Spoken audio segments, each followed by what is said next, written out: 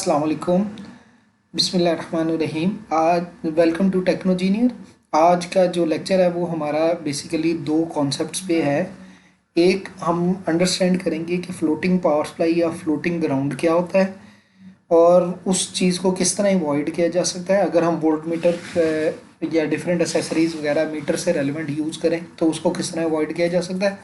दूसरी चीज़ ये कि हम देखेंगे ओप एम्प वोल्ट मीटर क्या चीज़ होती है और op amp volt meter compare to BJT या एफईटी जो वोल्ट मीटर हमने ऑलरेडी पढ़े में उनके अंदर और इसके अंदर क्या डिफरेंस है और इसका क्या एडवांटेज मिलता है।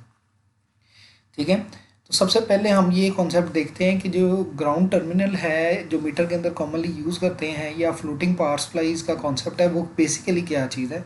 इससे पहले हमने ये देखा था कि इलेक्ट्रॉनिक वोल्ट मीटर किस तरह वर्क करता है और उसके अंदर जो सिंगल एमिटर फॉलोअर कॉन्फ़िगरेशन थी उसको इम्प्रूव किस तरह किया था कि हमने दो ट्रांजिस्टर्स लगा दिए थे और उन दो ट्रांजिस्टर्स को इस तरह बैलेंस आउट किया था कि दोनों ट्रांजिस्टर के दरमियान जो पोटेंशियल डिफरेंस क्रिएट हो रहा है वो उसका उस पोटेंशियल डिफरेंस को तो हम मैयर करें, लेकिन जो वो वी बी ई यानी कि जो meter to base voltage drop है उस ड्रॉप की वजह से मीटर के अंदर कोई एरर ना आए, तो उसकी वजह से हमने बेसिकली दो ट्रांजिस्टर्स वगैरह यूज़ किए थे।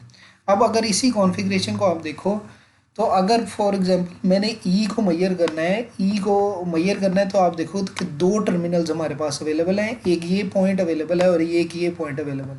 जब मैंने वोल्टेज को मैयर करना होता है, जब हम वोल्ट मीटर की बात करते हैं तो वोल्ट मीटर के अंदर हमारे पास एक सप्लाई का पॉइंट अवेलेबल होता है और एक जो दूसरा पॉइंट, अगर आपने वोल्ट मीटर देखा तो एक पे रेड वायर लगती है और एक पे ब्लैक वायर लगती है। जो रेड वायर है वो तो सप्लाई वाले पॉइंट पे लग जाती है जबकि ब्लैक वायर नॉर्मली ग्राउंड में लगती है। लेकिन सम टाइम ऐसा होता है कि हम ये नहीं करते, हम पोटेंशियल डिफरेंस मेजर कर रहे होते हैं तो हम जो रेड और ब्लैक वायर होती है उनको डायरेक्टली डिफरेंट पॉइंट्स पे लगाते हैं, ना कि हम ग्राउंड पे लगाते हैं। ना यहाँ ना ही रेड वायर ग्राउंड पे होती है और ना ही ब्लैक वायर ग्राउंड पे होती है। अगर आप इस सर्किट डायग्राम में आप देखो तो अगर मैं मीटर यहाँ पे लगाऊँ, एक पॉइंट यहाँ पे लगाऊँ और एक पॉइंट यहाँ पे लगाऊँ तो यहाँ तो क्लियर हो जाता है कि एक पॉइंट जो है ग्राउंड है जबकि दूसरा पॉइंट जो है वो सप्लाई का है। फॉर एग्जांपल अगर मैंने मीटर यहाँ पे लगाना है, अब मैं मीटर यहाँ पे लगाता हूँ तो अब यहाँ पे आप देखो कि ये दोनों पॉइंट्स के अंदर किसी पॉइंट पे ग्राउंड कोई नहीं, ये दोनों फ्लोटिंग पॉइंट्स बन जाते हैं। और इन फ्लोटिंग पॉइंट्स में मीटर के अंदर की कॉन्फ़िगरेशन को थोड़ा सा अंडरस्टैंड करने की ज़रूरत है कि इस फ्लोटिंग पॉइंट में क्या मीटर मेरा एग्जैक्ट रीडिंग भी देगा कि नहीं देगा। अब यहाँ पे एक चीज़ को अंडरस्टैंड करने की ज़रूरत है कि नॉर्मल वे में कुछ जब हम कैलकुलेशन कर रहे होते हैं या मैकेनिज्म परफॉर्म कर रहे होते हैं तो हम बाय डिफ़ॉल्ट ये नेगेटिव टर्मिनल को ग्राउंड कर देते हैं या इंटरनली मेरा मीटर के अंदर ग्राउंड हुआ होता है।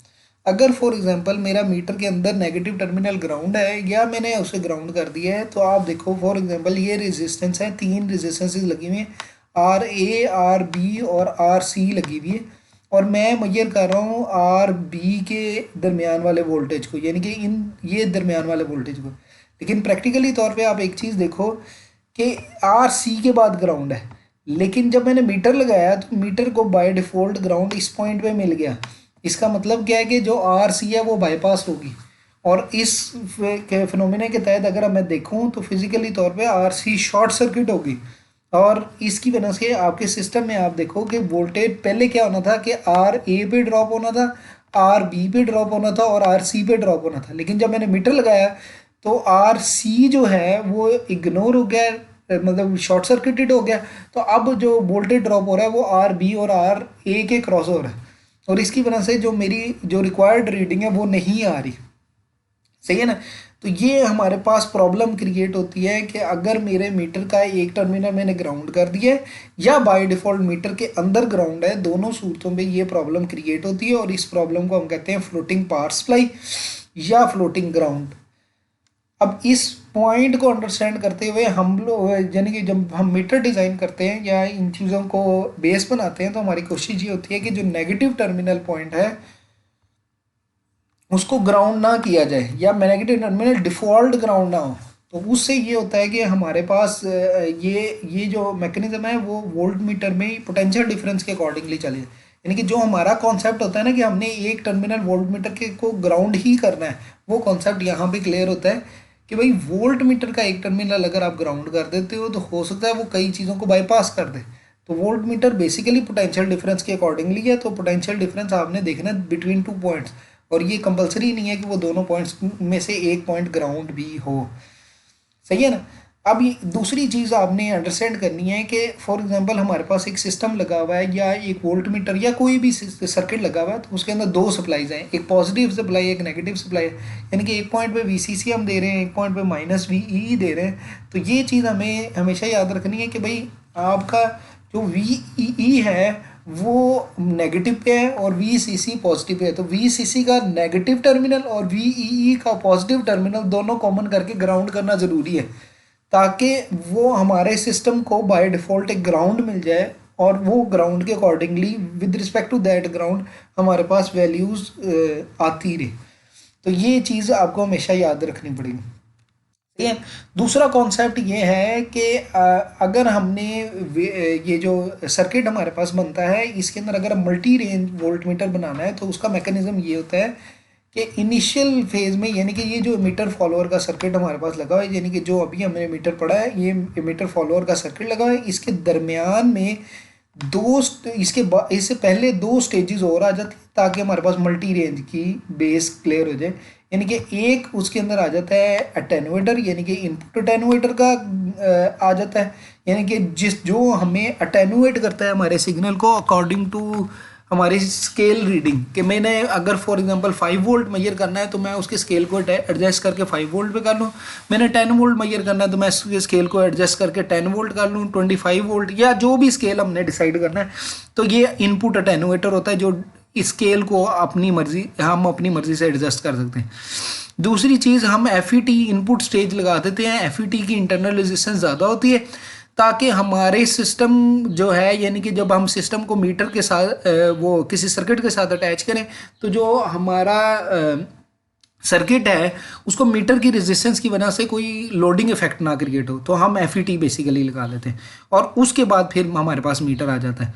तो अगर आप इसकी सर्किट्स को देखो तो यहाँ पे अगर हमने इनपुट वोल्टेज E यहाँ पे अप्लाई किया है तो यहाँ पे क्या करेगा, VG जो है यानी कि जो इस FET का गेट टर्मिनल है इस पर अगर हम सिलेक्टेड रेंज 5 वोल्ट 10 वोल्ट जो भी हमें चाहिए वो वोल्टेज आ जाए तो आप देखो कि यहाँ पे डिवाइडर लग जाएगा। फॉर एग्जांपल मैं अभी इस स्केल को 10 वोल्ट पे सेट करता हूँ तो इसका मतलब क्या हुआ कि voltage drop across RC and RD जो है divided bye RA plus RB plus RC, यानी कि डिवाइडर सर्किट लगाऊंगा तो इन दोनों के क्रॉस वोल्टेज ड्रॉप को इसको न्यूमरेटर में रख के मैं इसके डिवाइडर सर्किट को आउटपुट पे देख लूँगा।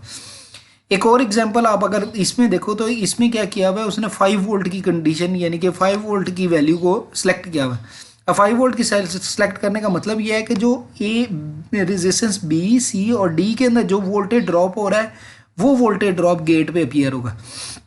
तो क्या हुआ, RB plus RC plus RD divided by RA plus RB plus RC plus RD into 5 volt करेंगे तो ये वोल्टेज आपके पास अपीयर होगा।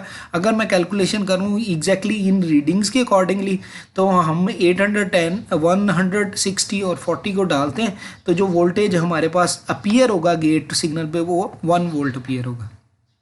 सही है। तो इसकी एग्जांपल से आपको और ज़्यादा क्लियर हो जाएगा। देखिए, determine the meter reading for the circuit as shown in figure 4.4 when E is equal to 7.5 volt and the meter is set to its 10 volt range, यानी कि मीटर जो सेट हुआ हुआ है वो 10 वोल्ट रेंज पे सेट हुआ हुआ है।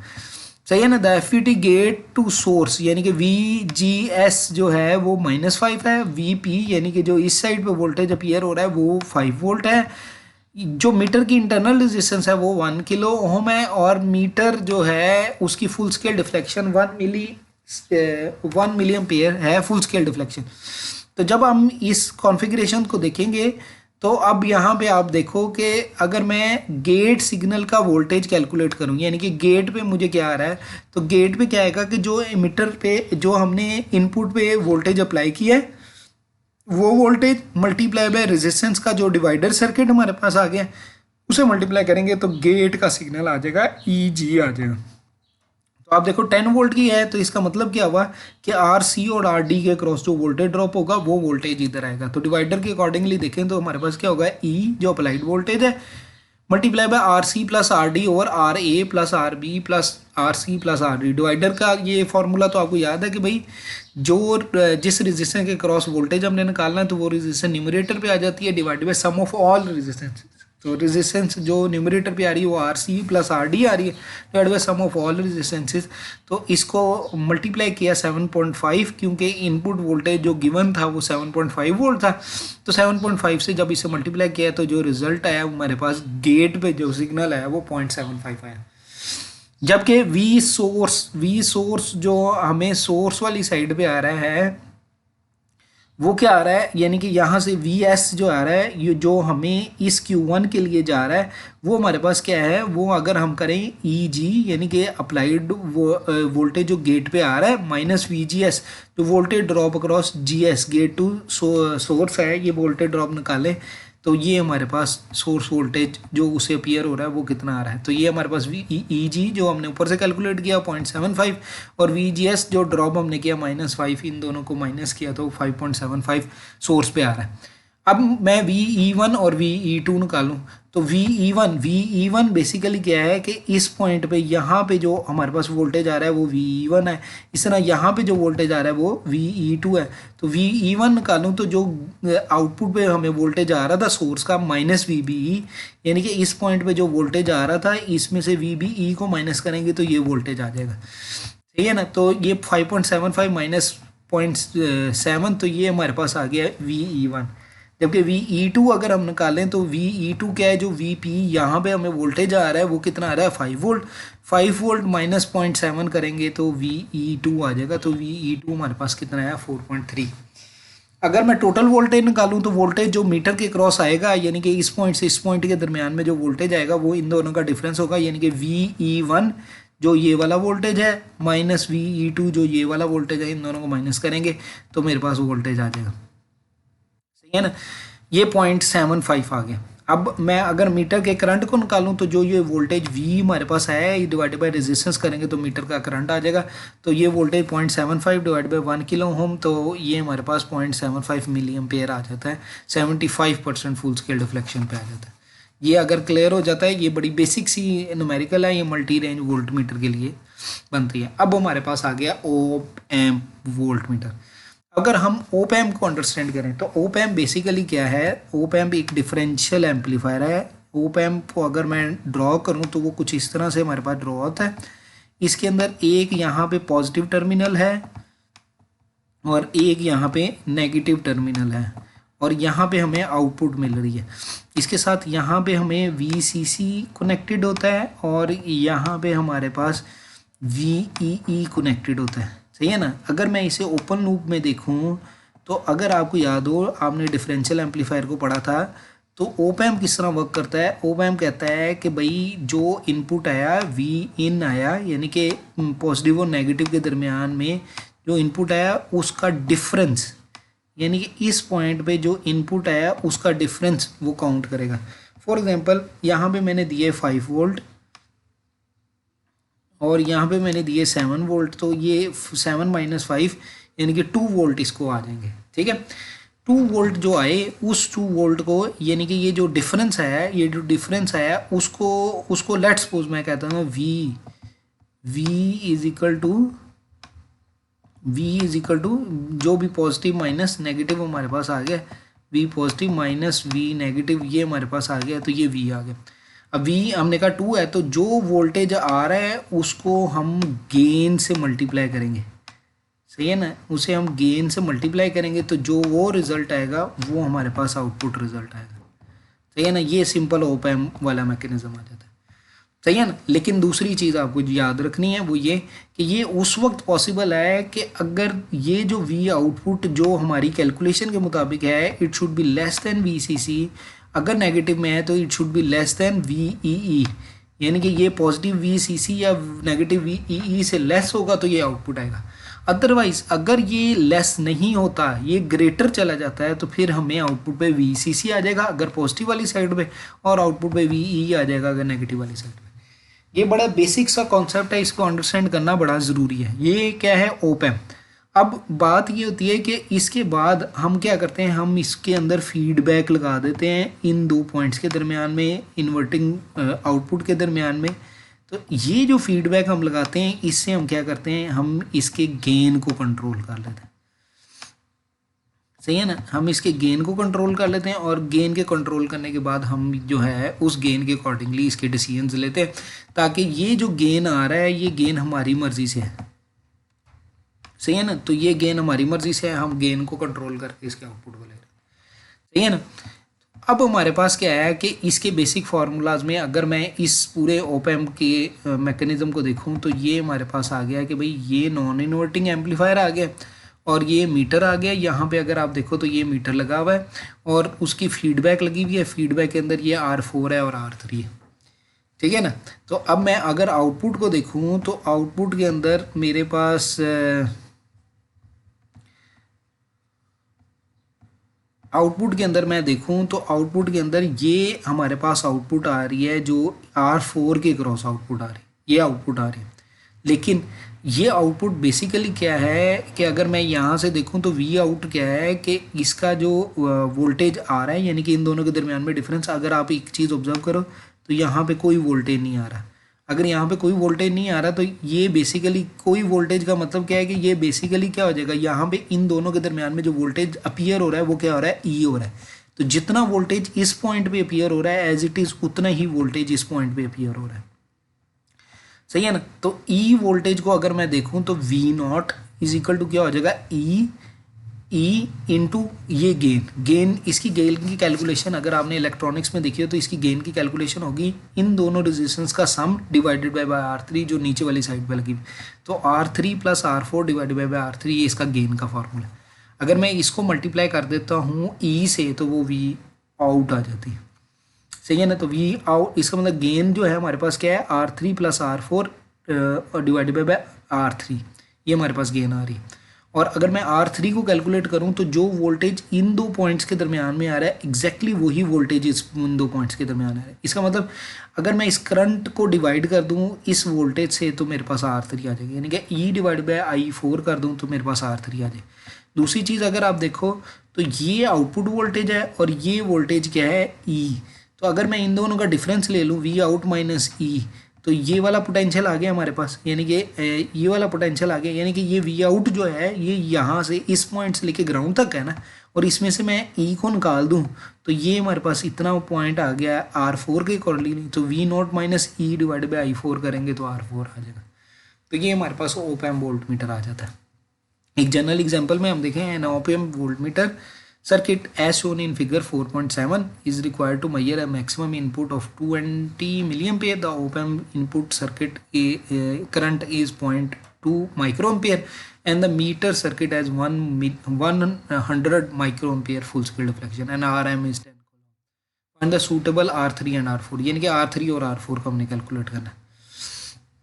सही है ना। तो यहाँ से अगर हम देखें कि हम चीज़ कहते हैं कि भाई जो हमारे पास फिगर आ रही है,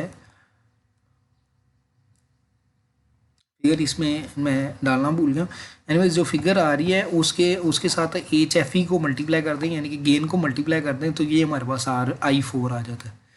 सही है ना। तो I4 हमारे पास क्या आया कि 1000 multiply by IB, 1000 multiply by IB, तो ये हमारे पास कितना आ गया 2 मिली एम्पेयर, ये I4 आ गया। सही है ना। इसी तरह जो मीटर का करंट है वो गिवन है हमारे पास 100 माइक्रो एम्पेयर। तो हम आउटपुट वोल्टेज निकालें तो आई मीटर मल्टीप्लाई बाय RM निकालें तो ये हमारे पास आ जाती है वी आउट वोल्टेज आ गई। अब R3 निकालनी है तो based on this formula E divided by I4 करेंगे तो R3 आ गई, तो E डिवाइड बाय I4 किया तो R3 आ गई। इसी तरह V naught output voltage minus E divided by I4 करेंगे तो हमारे पास क्या आ गई R4। तो आउटपुट वोल्टेज हमारे पास क्या है जो हमने कैलकुलेट किया है वो हमारे पास क्या था, आउटपुट वोल्टेज ये हमारे पास बन रहा है RM को मल्टीप्लाई किया जब हमने करंट से, तो ये हमारे पास आउटपुट वोल्टेज आ रहा है। तो ये आउटपुट वोल्टेज हमारे पास कितना आ रहा है 1 मिलीएम्पियर 1 वोल्ट। तो 1 वोल्ट माइनस ई जो हमने कैलकुलेट जो हमारे पास गिवन है वो हमारे पास कितना है 20 मिली वोल्ट। तो 1 वोल्ट माइनस 20 डिवाइड बाई 0.2 किया तो ये हमारे पास R4 आ गया 4.9K। सही है ना। तो ये हमारे पास कैलकुलेशन में हमारे पास बेस बन जाती है। ठीक है। अब यहाँ पे नेक्स्ट हम देखें तो अगर मैंने देखना है कि ओप एम्प मल्टी रेंज निकालना है तो मल्टी रेंज में हमारे पास चॉइस क्या बनती है कि यहाँ पे हमारे पास मल्टीपल रेजिस्टेंसेस अवेलेबल हैं और उनमें ये आर बी आर सी और आर डी है। आप जो भी रेंज आपने सेलेक्ट करनी है वो रेंज सेलेक्ट करके यहाँ पे जो ई बी आएगा वो डिवाइडर सर्किट से आ जाएगा। फॉर एग्जांपल मैं यही रेंज सेलेक्ट करता हूँ जो अभी सिलेक्टेड है, तो इसका मतलब क्या होगा R C plus R D over sum of all resistance, तो वो ई बी आ जाएगा। अब वो ई बी के साथ हम फिर इसकी कैलकुलेशन कर लें। सही है ना। दूसरी चीज़, अगर मैंने इसी ओप एम्प मीटर को करंट कन्वर्टर में यूज़ करना है तो हम क्या करेंगे कि हम इसको साथ मीटर को सीरीज़ में ही लगा देंगे। यानी कि पहले तो हम ये कर रहे थे ना कि मीटर को पैरेलल में लगा रहे थे इस आउटपुट के साथ, तो हम वोल्टेज को मेजर कर रहे थे। अगर मैं मीटर को सीरीज़ में लगा दूंगा तो मैं करंट को मेजर कर लूँगा, तो ये मीटर सीरीज़ में आ जाएगा। यानी कि आर एम और मीटर जो है इन सीरीज़ विद फीडबैक आ गया। तो उससे क्या होगा कि जो हमारे पास कैलकुलेशन या फार्मूला आ रहा था आई एम का, वो क्या था, ये हमारे पास क्या था ई ओवर आर थ्री हमारे पास आ रहा है, तो वो आई एम हमारे पास मीटर का करंट आ जाएगा। ये वही चीज़ है कि जब हमने पहले निकाला था तो हमने E over I four R three के लिए निकाला था। अब क्योंकि करंट आई एम हमें पता है तो हम आई एम की बेस पे आई एम अगर हमने निकालना है तो वो ई ओवर आर थ्री करेंगे तो आई एम निकल आएगा, तो ये करंट मीटर आ जाता है। ये आप एग्जाम्पल में देखो, calculate the value of R three हमने कैलकुलेट करना है from the circuit. E is equal to 1 volt, E 1 volt है, is to be given in full scale deflection on the meter. The moving coil has 1 I is equal to 1 millimeter at full scale and RM is 100 ohm. Also determine the maximum voltage at operational amplifier output terminal. तो हम R3 निकालेंगे तो simple क्या है, E over I full scale, R3 हमारे पास निकल गया 1 kilo, और V आउट निकालेंगे तो क्या होगा I into R3 plus RM। तो R3 भी मुझे पता है और RM भी पता है, इन दोनों को सम करके I से मल्टीप्लाई करेंगे तो V आउट आ गया। तो ये हमारे पास कैलकुलेशन हो जाती है। ये आपकी दो प्रैक्टिस प्रॉब्लम्स है, दोनों ओप एम्प पे, और दोनों के रिस्पेक्ट से इनकी दो फिगर्स 4.6 और 4.7 वो आपकी बुक में गिवन है। ठीक हो गया। तो यहाँ पे हम कंक्लूड करते हैं लेक्चर को। थैंक यू, अल्लाह हाफिज़।